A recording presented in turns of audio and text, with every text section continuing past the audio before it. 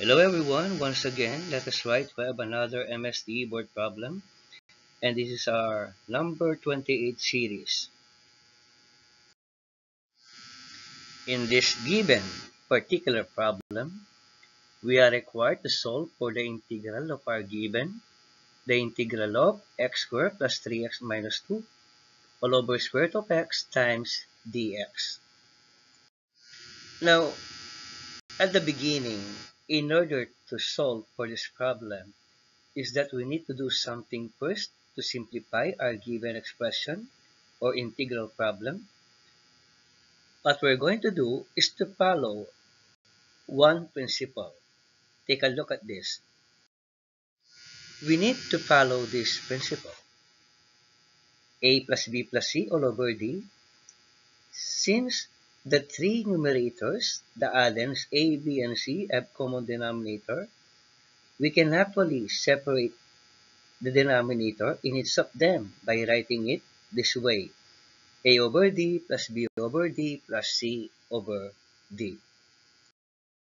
In lieu with that, we can now rewrite our given problem like this. The integral of x squared over square root of x plus 3x over square root of x minus 2 over square root of x multiplied by dx. And let us not forget that square root of x is also x raised to 1 up by following a principle. And what's that principle? We are actually pertaining to the Lawson radicals.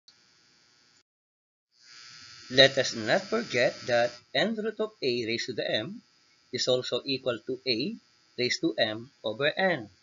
That is why our square root of the x is also equal to x raised to 1 half. And of course, because of that rule or law, our given problem now becomes like this.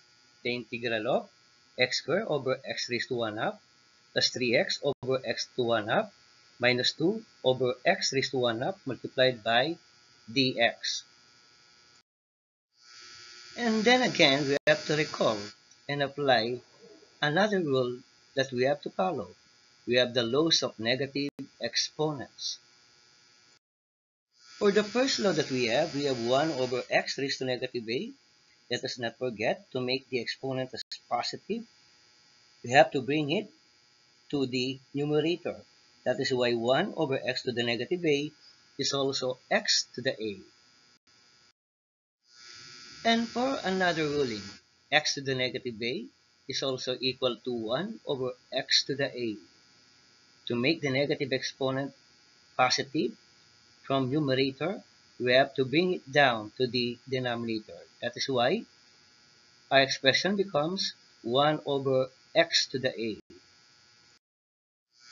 And because of that ruling, the x raised to 1 up, if we're going to bring it to the numerator in its term, it will become a negative exponent. That's why our given problem becomes like this. The integral of x squared times x to the negative 1 up plus 3x times x to the negative 1 up minus 2 times x to the negative 1 up, multiply the entire expression by dx. And then again, we have another rule to apply, and we call it as the product of power under the laws of positive integer exponents. And what's that law? Let us not forget that a to the m times a to the n is also equal to a raised to m plus n. Applying this,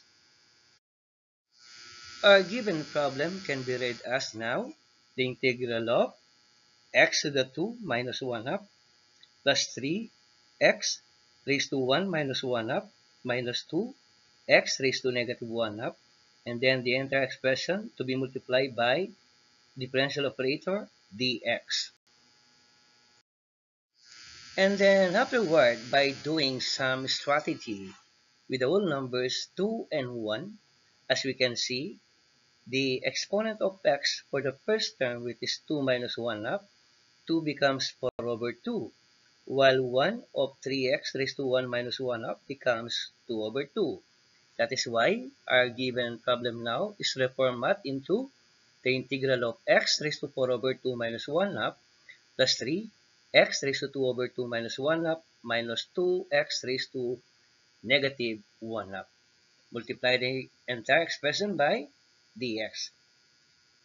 It is because we have applied the product of power law of positive integer exponents in this given problem. Let us now proceed to the next step. This is actually our previous format of our given problem. I wrote it for the continuation purpose. In simplifying the previous format of our problem, we have now the integral of x raised to 3 over 2 plus 3x raised to 1 half minus 2x raised to negative 1 half dx. Because in the previous problem format, 4 over 2 minus 1 half is equal to 3 over 2, as we can see. And at the second term, the 2 over 2 minus 1 half, the final answer is 1 half. That is why we have now the integral of x raised to 3 over 2 plus 3x raised to 1 half minus 2x raised to negative 1 half, and then dx. And then before the integration process, let us all separate each term into three integrals. We are now prepared to integrate each of them. But by the way, what is then the formula that we're going to use? The best formula that is fitted into this problem is this.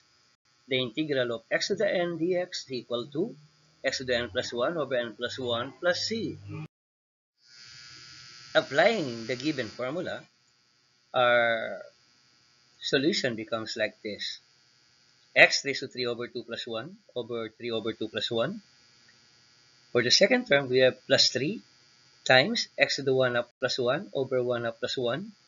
For the third term, we have minus 2 times x raised to negative 1 half plus 1 all over negative 1 half plus 1 plus the arbitrary constant c. And then, simplifying it again, we have x raised to 3 over 2 plus 2 over 2 all over 3 over 2 plus 2 over 2. For the second term, we have plus 3 times x raised to 1 half plus 2 over 2 all over 1 half plus 2 over 2 minus 2 times the third term. So minus 2 times x raised to negative 1 half plus 2 over 2 all over negative 1 half plus 2 over 2, then plus the arbitrary constant c. Coming up next, getting closer to the correct answer, we have x raised to 5 over 2 over 5 over 2 plus 3, x raised to 3 over 2 all over 3 over 2 minus 2, x raised to 1 half over 1 half plus c. And then simplifying it again, we will have this one. We now have 2 over 5 times x raised to 5 over 2 plus 3 times 2 thirds, which is actually the reciprocal of our denominator previously in the second term, times x raised to 3 over 2 minus 2 times 2 over 1 times x raised to 1 half plus c. Then finally, our possible final answer, we have it as 2 over 5 x raised to 5 over 2 plus 2 x raised to 3 over 2 minus 4 x raised to 1 half plus c. And then we can still simplify it and rewrite it into another format as a final answer. In doing that, we can factor each x ebbing exponent in our previous equation. So what do we do then? The previous answer becomes like this. 2 over 5 x raised to 4 over 2 times x raised to 1 half, because 4 over 2 plus 1 half is still 5 over 2. For the second term, plus 2x raised to 2 over 2 times x raised to 1 half minus 4x raised to 1 half plus c. And then finally, simplifying this previous format of our answer, this is now our final answer. 2 over 5 x squared square root of x plus 2x square root of x minus 4 square root of x plus c.